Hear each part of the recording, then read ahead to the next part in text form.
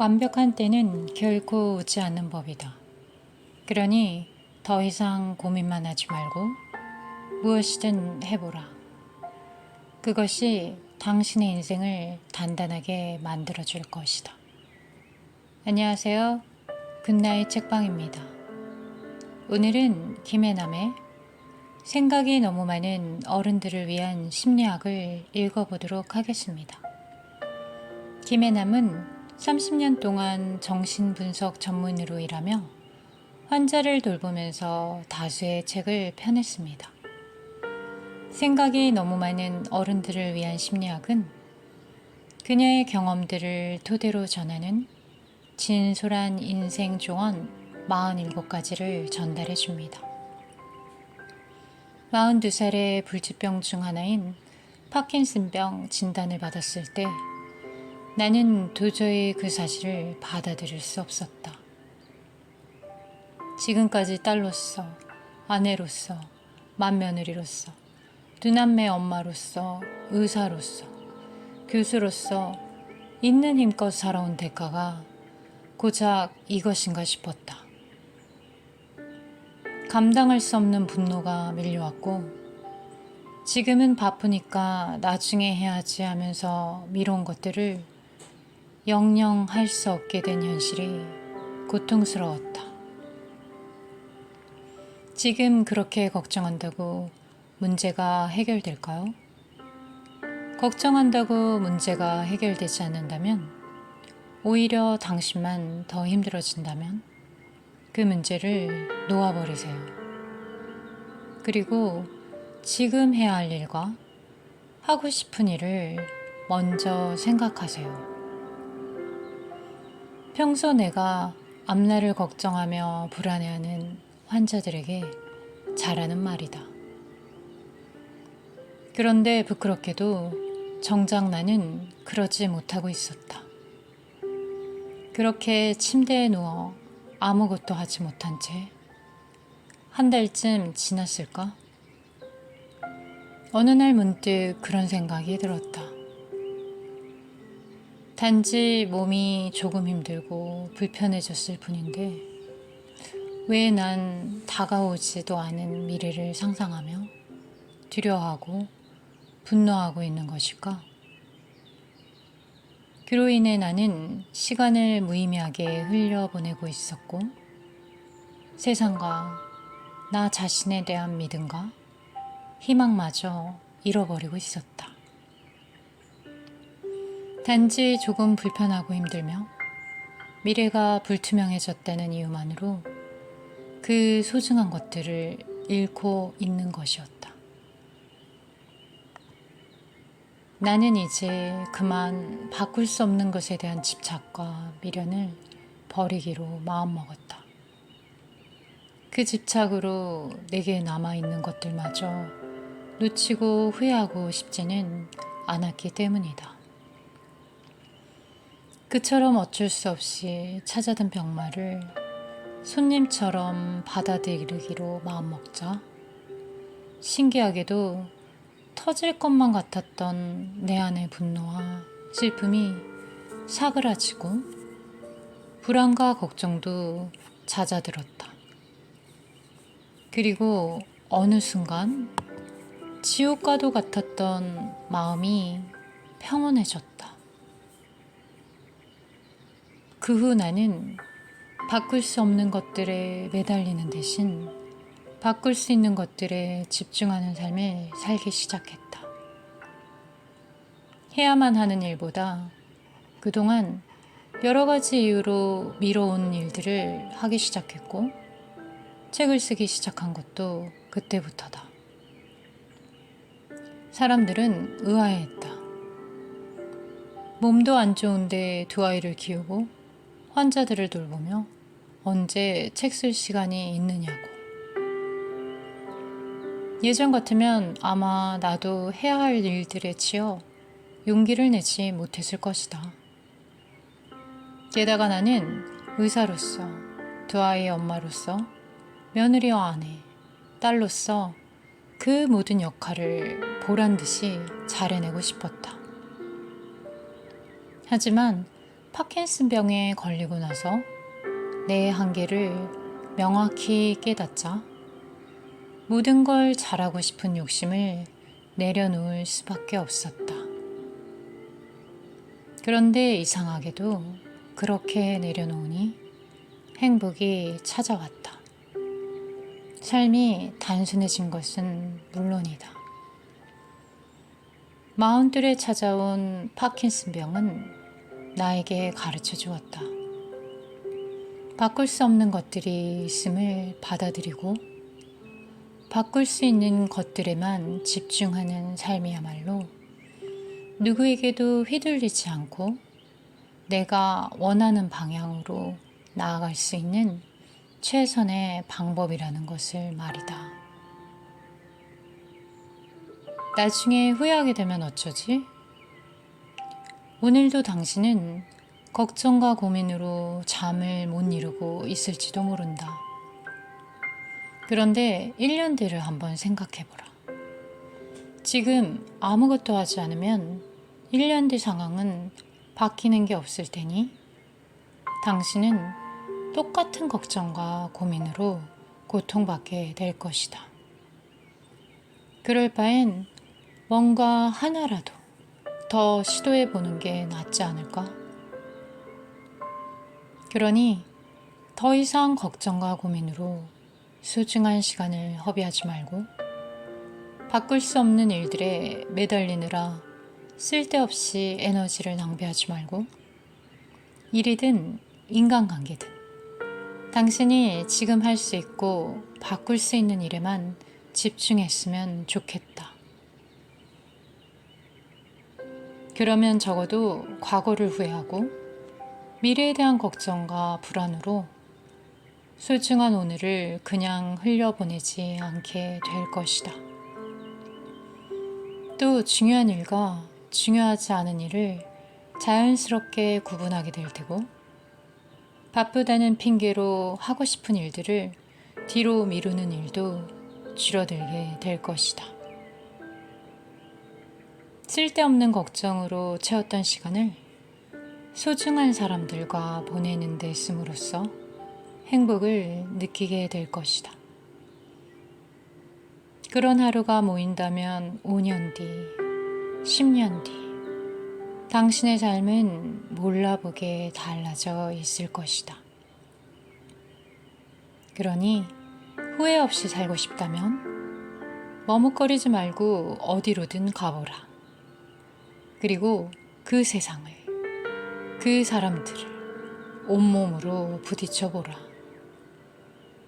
상처는 당신을 더욱 강하게 만들어줄 테고 그만큼 당신의 인생은 좀 더 단단해져 있을 것이다.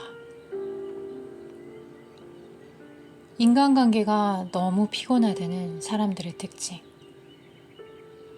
다른 사람에게 무시를 당하고 싶어 하는 사람은 없다. 누가 나를 향해 얼굴을 찡그리면 상심하게 되고 못났다고 하면 정말 내가 못난 것처럼 느껴진다. 버림받고 소외되는 것에 대한 불안이 엄습해 오기 때문이다.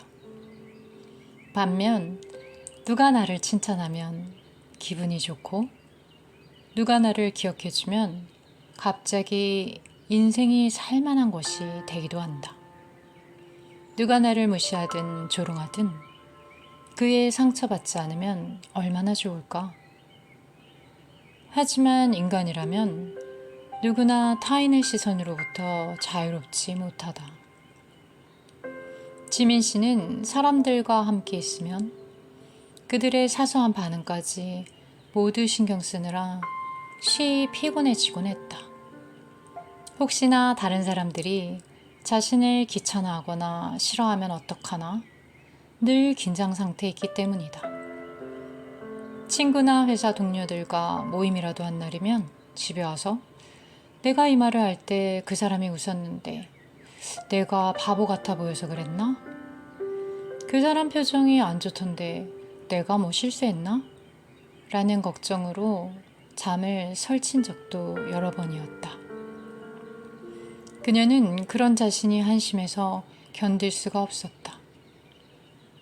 항상 당당한 다른 사람들과 달리 사람들의 눈치를 살피며 전전긍긍하는 자신이 부끄러웠다. 지민 씨의 문제는 관계사고가 심하다는 데 있다. 관계사고란 사람들이 자신을 따돌리고는 뒤에서 쑥덕거리며 욕을 한다고 생각하는 것을 말한다. 그래서 그녀는 회사 복도에서 몇 사람이 이야기를 하다가 갑자기 웃음을 터뜨리면 혹시 저 사람들 나보고 웃는 건가 싶어 기분이 확 상하곤 했다. 옷에 뭐가 묻었나 싶어 유리에 자신을 비춰본 적도 있었다. 이때 관계사고는 열등감과 관련이 있다. 스스로 부족하고 모자란다고 생각하기 때문에 상대방도 분명 자신을 못났다고 생각할 거라 짐작하는 것이다. 그런데 인정 욕구를 건강하게 채우는 사람들은 같은 상황에 부딪혔을 때 무슨 일이지? 뭔가 되게 재밌는 얘기 하나 보다 라고 생각하며 자기 갈 길을 간다. 그리고 금세 그 사람들을 잊어버린다. 놀랍게도 사람들은 우리가 생각하는 것만큼 다른 사람에 대해 신경 쓰지 않는다. 모두 자기 일에 몰두하느라 여념이 없다. 그래서 아주 이상한 일을 목격해도 3일 정도만 지나면 그 일을 까마득히 잊어버린다. 그러니 만약 당신이 실수를 하더라도 그것을 두고두고 기억하는 사람은 없다. 그리고 모든 사람은 각자 자기만의 사연을 갖고 있다는 사실을 명심할 필요가 있다. 만약에 회사에서 상사가 아침에 당신의 인사를 받지 않았다고 해보자. 당신은 내가 뭐 잘못한 게 있나 싶겠지만 상사는 출근길에 아내와 말다툼을 해서 기분이 좋지 않거나 윗사람에게 불려가 문책을 당했을 수 있다. 분명한 건 당신 탓이 아닐 가능성이 매우 높다는 것이다. 그럼에도 자꾸만 타인의 평가에 민감하게 반응하고 남의 눈치를 심하게 보고 상대방의 반응에 일희일비하고 있다면 한 번쯤 자신의 마음을 가만히 들여다볼 필요가 있다. 왜냐하면 타인의 시선이란 언제든지 떠날 수 있는 것으로 그 시선에 과도하게 의미를 부여하는 경우 아무도 쳐다보지 않으면 그 즉시 나는 사랑받지 못하는 버림받은 존재가 되어버린다. 그것은 마치 풍선에 매달려 있는 것과 같다. 타인의 환호와 감탄이 풍선을 채우고 있을 때는 하늘 높이 날 수 있지만 타인의 시선이 사라지게 되면 풍선에서 바람이 빠져 땅으로 추락하고 만다. 그래서 타인의 시선을 지나치게 신경 쓰는 사람은 자신을 있는 그대로 사랑해주지 않는 타인에 대한 분노와 타인의 사랑을 잃어버릴지도 모른다는 불안으로 공허감에 시달리게 된다. 어쩌면 당신은 모든 사람들이 당신을 좋아해 주기를 바라고 있는지도 모른다. 사랑받지 못했던 어린 시절의 기억 때문에 사랑받지 못하는 것을 인생의 재앙이라고 생각하는 것이다. 그러나 어떻게 모든 사람들이 다 당신을 좋아하고 인정할 수 있겠는가? 그것은 불가능한 일이다. 당신도 알고 있는 사람들 중 30%가 당신을 좋아하고 50%가 좋아하지도 싫어하지도 않고 20%가 당신을 싫어한다면 성공한 인생이라고 부를 수 있다. 그리고 당신을 싫어하는 사람이 있다면 당신이 부족하거나 나쁘기 때문이 아니라 서로의 성격과 가치관이 맞지 않았을 뿐이다. 솔직히 당신도 사람들을 다 좋아하는 건 아니지 않은가? 그러니 모든 사람과 잘 지내야 한다는 강박에 시달리며 자신을 닥달할 필요가 없다. 싫어하는 사람과 잘 지내려 너무 애쓸 필요가 없다는 말이다. 그리고 설사 누군가 당신에게 인상을 찌푸렸다고 해도 당신에게는 아무런 일도 일어나지 않는다. 만약 당신이 그와 친하다면 그 이유를 물어보면 될 일이다. 그러나 이래도 저래도 상관없는 사람이라면 그냥 신경을 꺼버리고 그 에너지를 당신이 소중하게 생각하는 사람들에게 써보라. 친구에게 오랜만에 안부 전화를 하면 그가 기뻐할 테고 그 기쁨이 당신을 흐뭇하게 만들 것이다. 부모님한테는 잔소리를 들을 수 있겠지만 그 잔소리가 어쩌면 당신에게 깊은 위안을 줄 수도 있을 것이다. 그렇게 모든 사람에게 인정받고 사랑받고 싶다는 마음을 버리고 나면 비로소 알게 될 것이다. 인생의 진정한 행복은 당신이 사랑하는 사람으로부터 사랑받을 때 온다는 것을 말이다.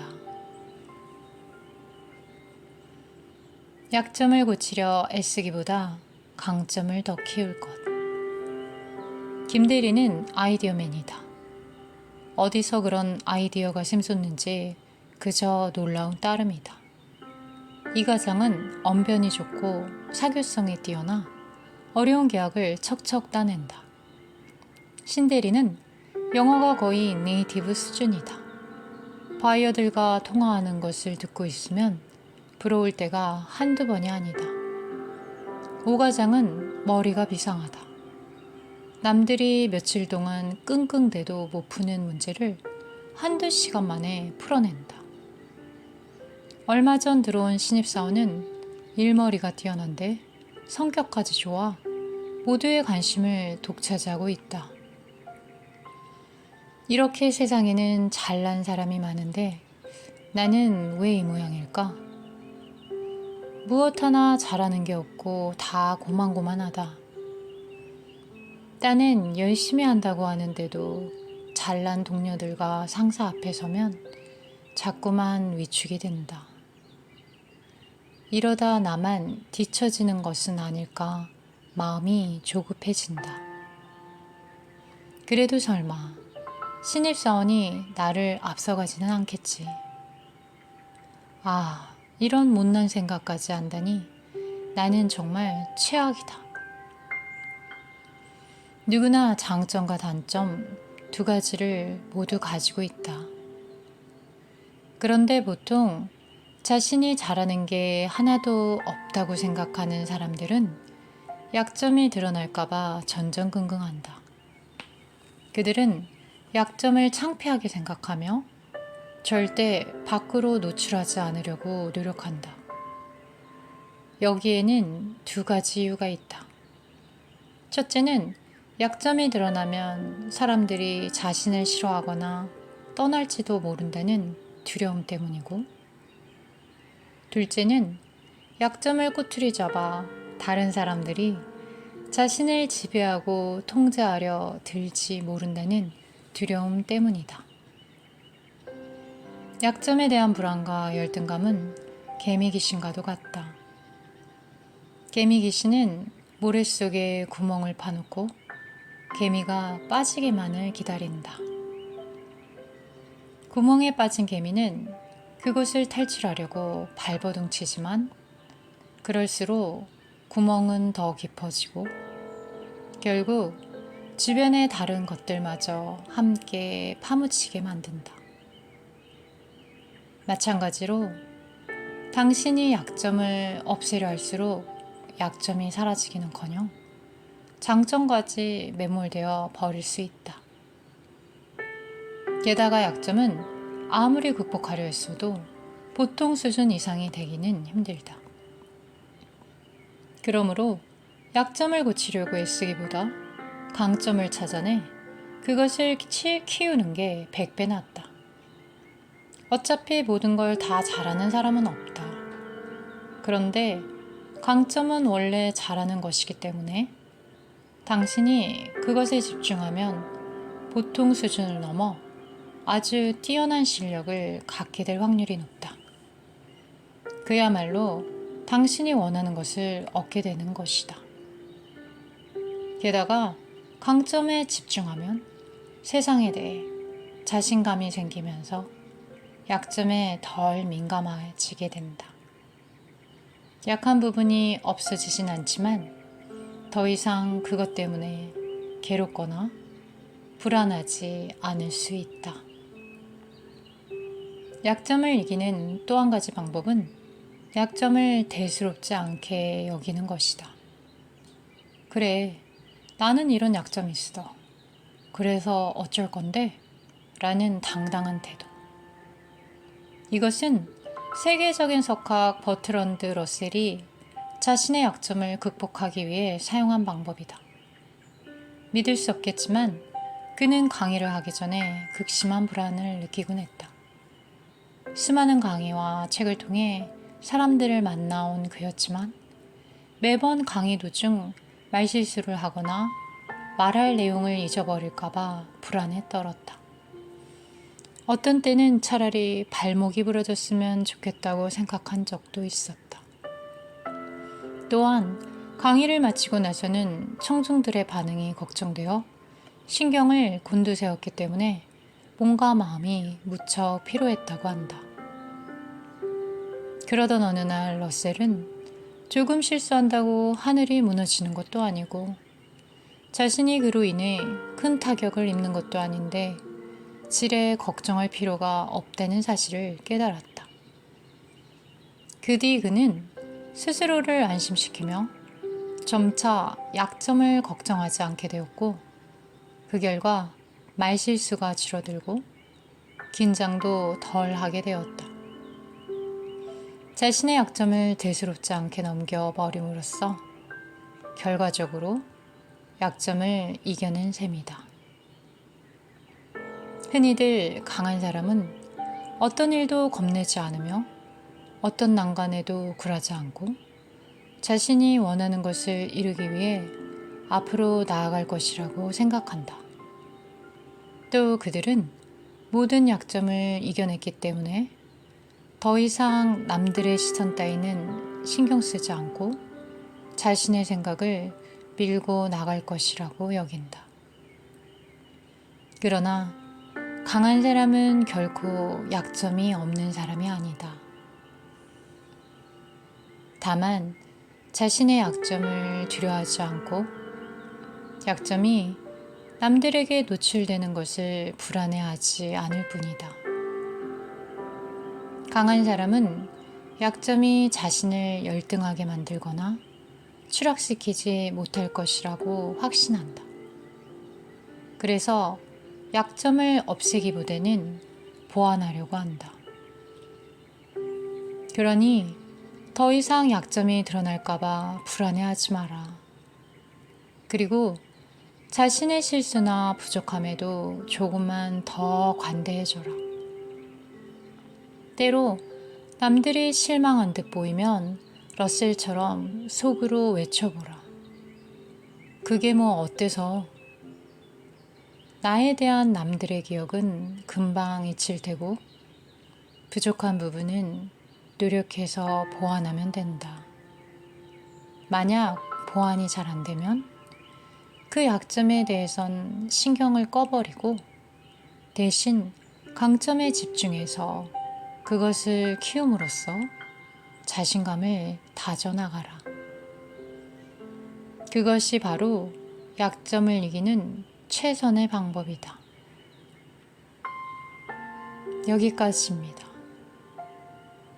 바꿀 수 없는 것은 받아들일 수 있는 평온함을, 바꿀 수 있는 것은 바꾸는 용기를, 그리고 그들의 차이를 분별할 수 있는 지혜를 주소서.